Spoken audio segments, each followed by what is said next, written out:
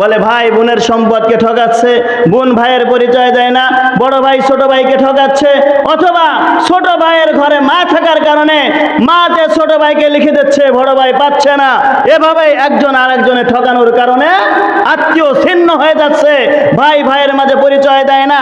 দুই ভাই একই সাথে বসবাস করে, দেখা যাচ্ছে কি উঠানের মধ্যে মাঝখানে ইট দিয়ে দেওয়াল করে নিছে, দুই ভাইয়ের জন্য আলাদা। আমি টাকার মালিক,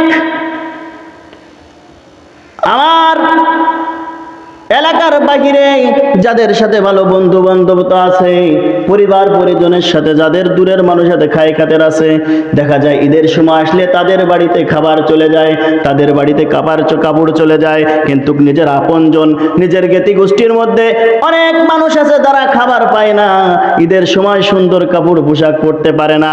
ওই নিজের চাচা, নিজের ভাই, নিজের পরিবারের মধ্যে না দিয়া, নিজের আপনজনদেরকে না দিয়া দূরের মানুষদেরকে খুশি করে এমন মানুষ আছে না নাই? অনেক আছে। কারণ নিজের জ্ঞাতি গোষ্ঠীর মধ্যে দিলে তো এটা মানুষ জানতে পারবে না, সম্মান হাসিল হবে না।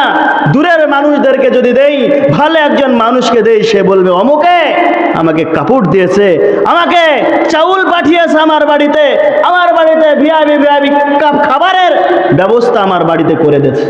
হয় না এভাবে? কেন হয়? বলে দুনিয়ার স্বার্থ হাসিলের জন্য হয়।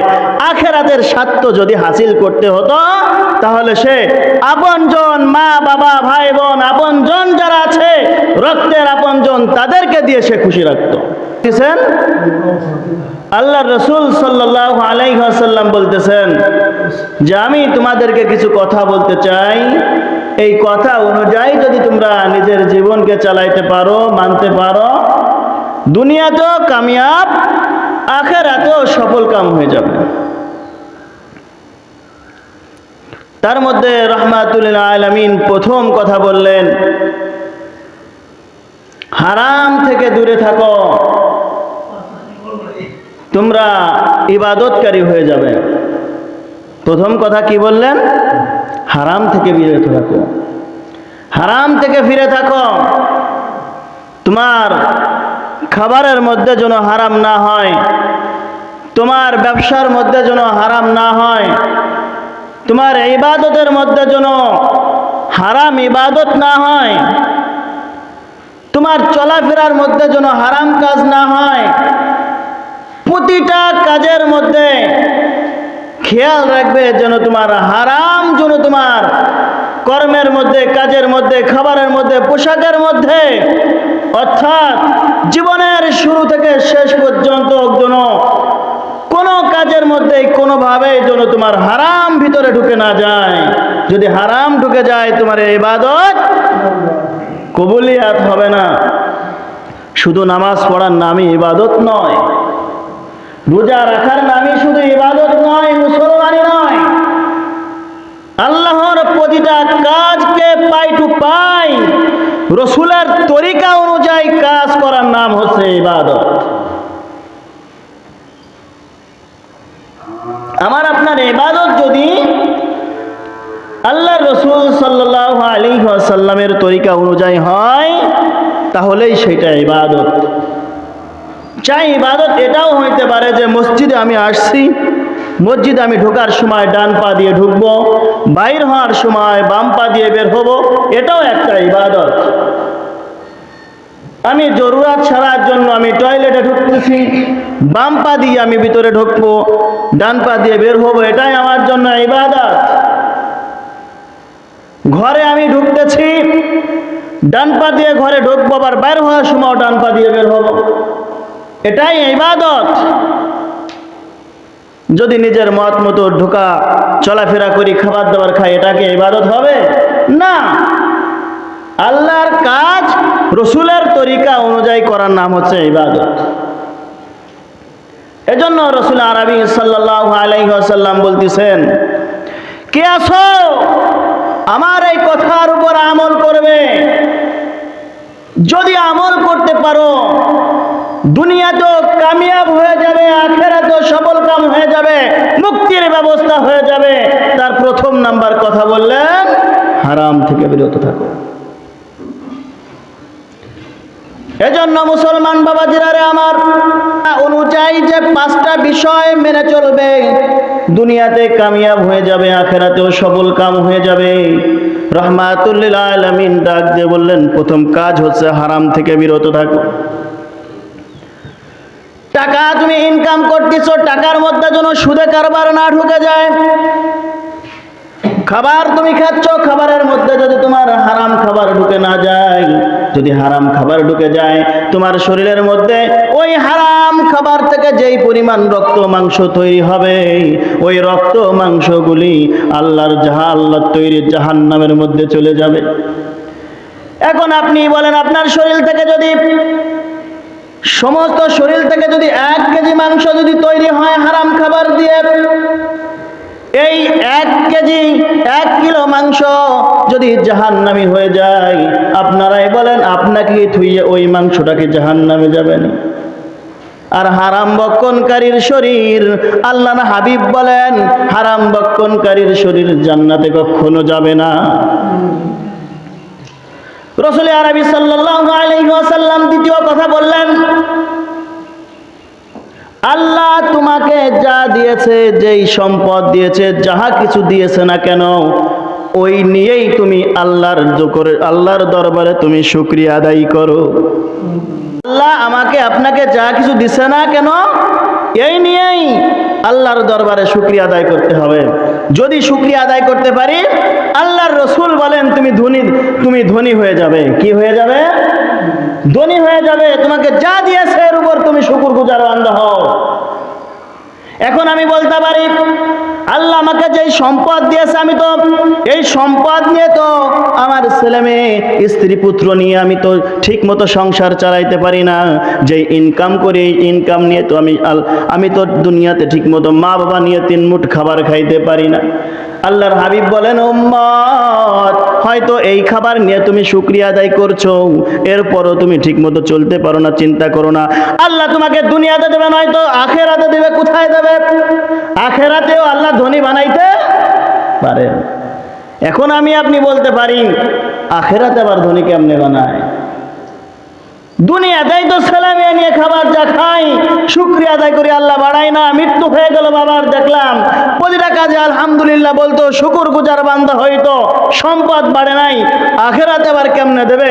আল্লাহ বলে, দুনিয়াতে তুই শুকরিয়া আদায় করেছো, এই শুকরিয়া আদায় করার কারণে হাসরের ময়দানে তোকে আমি আল্লাহর তৈরি জান্নাত তোকে আমি উপহার দান করব। কোন কথা? এজন্যই তো আল্লাহ পাক রব্বুল আলামিন বলেন, লা ইন শাকারতুম লাযীদান্নাকুম, বান্দারে তোরা যদি আমার শুকরিয়া আদায় করিস, তোর সম্পদ আমি বাড়িয়ে দেব।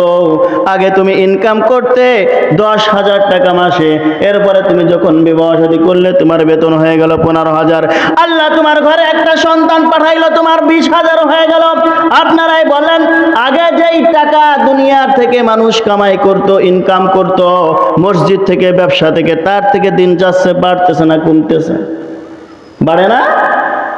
আগে যে ইনকাম করতাম চলতো থাক, এখন দিন যায়, আজ হোক কাল হোক, 1 টাকা হলেও আল্লাহ আমার ইনকামের মধ্যে বাড়াচ্ছে কি বাড়াচ্ছে না? বাড়াচ্ছে। আগে যে ফসল পাইতেন, তার থেকে ফসল এখন মনে কি খারাপ হয়? মোটেও খারাপ হয় না। যদি খারাপ হয় আপনার কপালের দোষ, আপনি ঠিক মতো জমিনের উপরে আপনি সেভাবে পরিশ্রম করেন নাই, এটা আপনার হেলামি।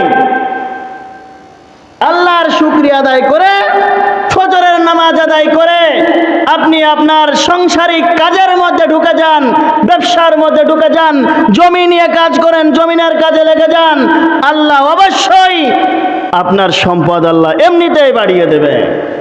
এজন্যই আল্লাহ বলেন, ওয়ালা ইন কাফারতুম, শুকরিয়া আদায় তুই করলি না, নিয়ামত তুই করলি না, ওয়ালা ইন কাফারতুম, কুফরি করলি, অশুকরিয়া আদায় করলি, ইন্না আযাবি লাশাদীদ, তোকে আমি কঠিন আযাবের মধ্যে গ্রেফতার করব।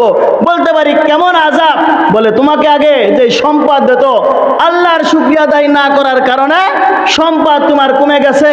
আগে বাড়িতে 10 মণ, এখন পাও 5 মণ। আগে ধান হতো, সুন্দর ধান হতো, দেখেছি, কিন্তু এখনো ধান হয়েছে, ধানের মধ্যে ফসল হয় নাই, চাউল হয় নাই। পাট বুনিয়েছি, মেস্তা বুনিয়েছি, লাস্টে গিয়ে দেখা গেছে পাট মেস্তার মধ্যে লস। কারণ কি? আল্লাহর শুকরিয়া আদায় আমি আপনি করতে পারি নাই। এজন্য আল্লাহর হাবিব সাল্লাল্লাহু আলাইহি ওয়াসাল্লাম প্রথম কথা বললেন হারাম থেকে বিরত থাকো। দ্বিতীয় নাম্বার কথা বললেন আল্লাহ তোমাকে যেই সম্পদ দিয়েছে, আল্লাহ তোমাকে যা কিছু দিয়েছে তা নিয়ে শুকরিয়া আদায় করো।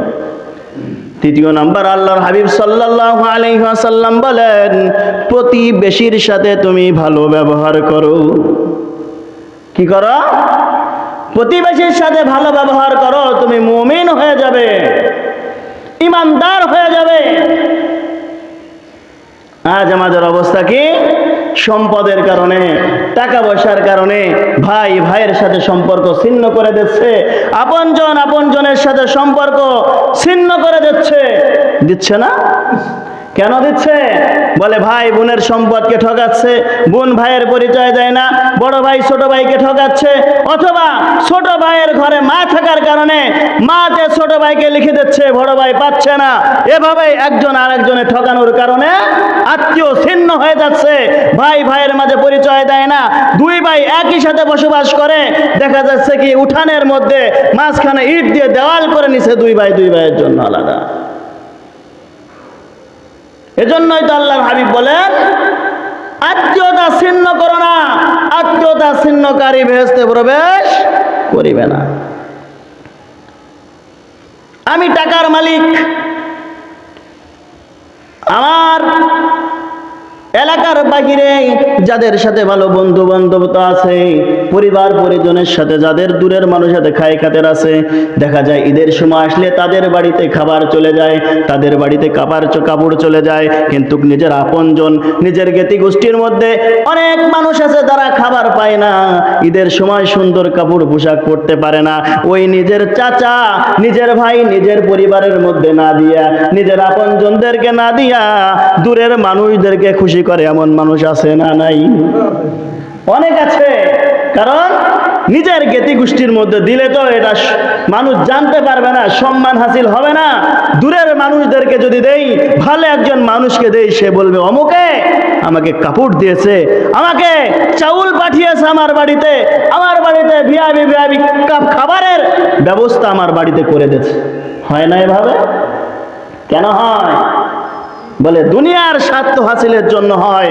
আখেরাতের স্বার্থ যদি হাসিল করতে হতো তাহলে সে আপনজন, মা বাবা ভাই বোন, আপনজন যারা আছে রক্তের আপনজন, তাদেরকে দিয়ে সে খুশি রাখতো।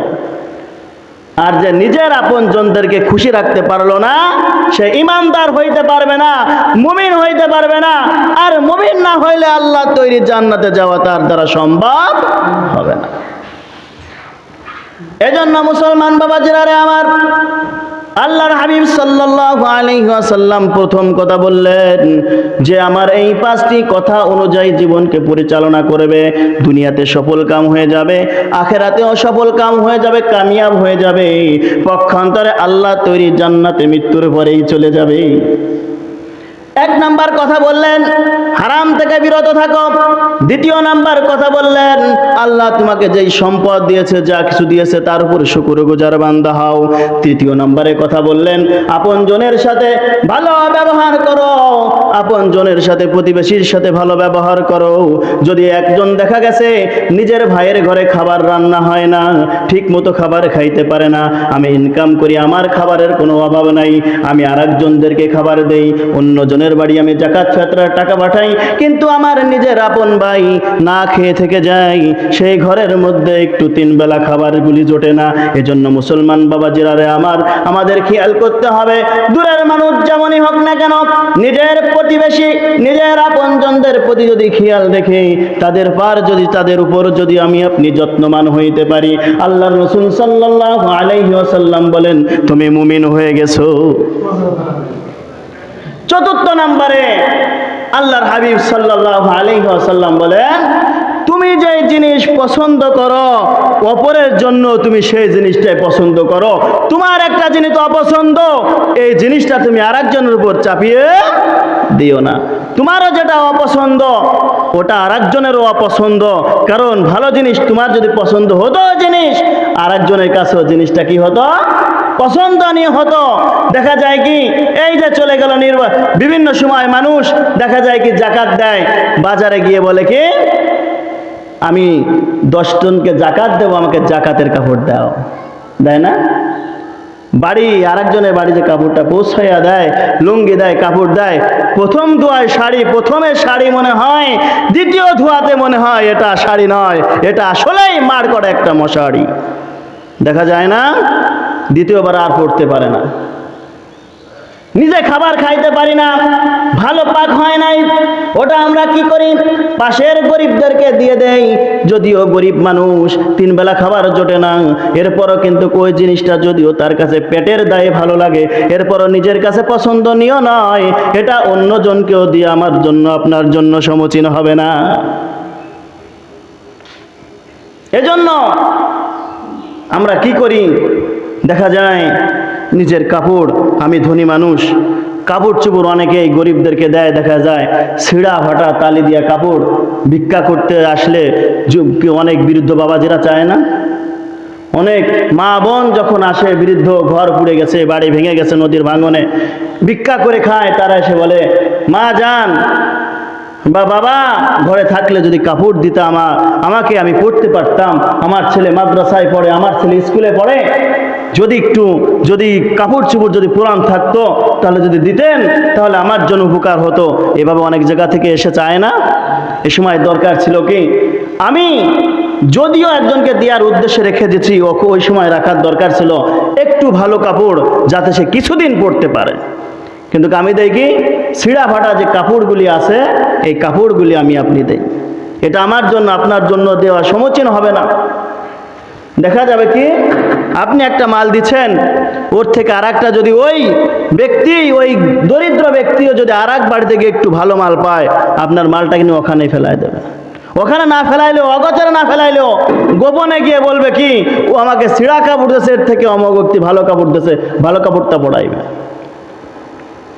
এজন্য মুসলমান বাবাজিরা আমার, নিজে যা কিছু পছন্দ করি অপরজনের জন্য এটাই আমার আপনার জন্য পছন্দ করতে হবে। মুসলমান বাবাজিরা আমার, 5 নম্বরে আল্লাহর হাবিব সাল্লাল্লাহু আলাইহি ওয়াসাল্লাম বলেন আযহাকা ওয়া আবাকা, কম হাসো, বেশি পরিমাণ তুমি কান্নাকাটি করো, বেশি হেসো না। যদি অগোচরে জোরে জোরে অট্ট হাসি তোমার দেওয়ার অভ্যাস হয়ে যায়, তোমার দিল মরে যাবে, কোনো ইবাদতের মধ্যে শান্তি পাবে না, হালাল খাবারের মধ্যে শান্তি পাবে না, হালালভাবে পবিত্রভাবে চলাফেরার মধ্যে তুমি শান্তি পাবে না, তোমার অন্তর মরে যাবে, সিজদার মধ্যে গিয়ে সুবহান রাব্বিয়াল আ'লা বলে তুমি মজা পাইবে না, নামাজের মধ্যে দাঁড়া হইলে মজা পাইবে না, মসজিদে এসে কিছু সময় বসে থাকলেও তুমি মজা পাইবে না। কারণটা কি, তোমার দিল যখন মরে যায়, আল্লাহর যত হুকুম আছে, রসুলের যত তরিকা আছে, যত ভালো ভালো পছন্দনীয় কাজ আছে, ওই সমস্ত কাজ থেকে অন্তর গুলি দূরে সরে চলে যায়।